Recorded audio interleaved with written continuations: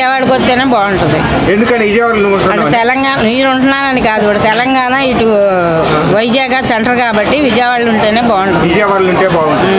అంటే కొంతమంది అంటుంటారు లొకేషన్లు కానీ అన్ని కానీ సముద్రం అన్నీ ఉన్నాయి అటు సైడ్ అయితే అంటున్నారు. ఇక్కడ అన్ని కడితే అన్ని వచ్చేస్తాయి. మనకు కూడా కొండలు ఉన్నాయి, దుర్గమ్మ ఉంది, అన్నీ ఉన్నాయి మనకు కూడా. వైజాగ్లో లేనిదేంటి మనకు ఉన్నదేంటి, అన్నీ ఉన్నాయి మనకు కూడా. ఇక్కడికి వస్తేనే మరి ఏదో ఒకటి పరిపాలన చేస్తేనే బాగుండేది, ఏం చేయకుండా ఉంటే బాగోదుగా.